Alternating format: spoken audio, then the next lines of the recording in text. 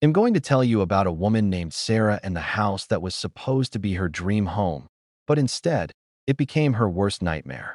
Sarah had always longed for solitude, a quaint little house tucked away at the edge of the woods, where she could find peace.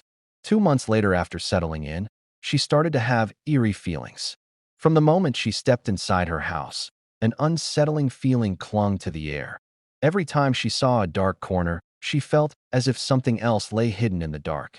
Every night, she could feel an unseen presence lingering behind her.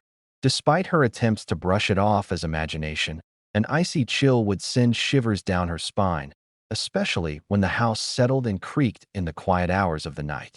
The feeling that something was watching her became a relentless companion. Then came that fateful night. Exhausted from the day, Sarah fell into a deep sleep.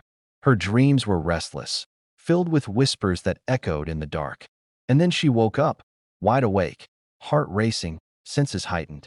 In the pitch-black room, she squinted into the shadows.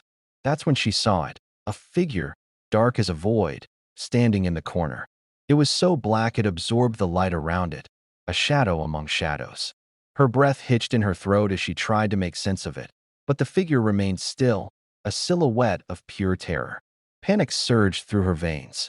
She bolted up, the sheets tangling around her legs, and as she turned, it felt like the darkness was chasing her, quick and hungry.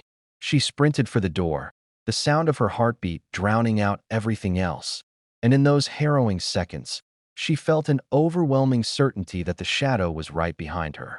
Bursting out of the house, she didn't stop running until she reached her mother's warm embrace. The walls that had once promised refuge now felt like a prison, filled with an entity she couldn't comprehend. Trembling, she told her mother everything, the creeping dread, the dark spirit that haunted every corner of her home. That night, she made a decision, a desperate and maybe reckless one. She couldn't return to that house. So, she rented it out, leaving behind the echoes of sorrow and the dark presence that had invaded her life. But as she tried to find solace in her mother's home, she still felt it, the shadow lurking in the periphery of her vision, waiting, watching, yearning to reclaim its lost prey. Months passed, and she hoped she could forget, but every creak in the night sent her heart racing. Late one evening, as she settled into bed, she couldn't help but wonder, had she truly escaped? Or was the darkness merely biding its time, waiting for her to let her guard down, ready to pull her back into its abyss? So, the question remains.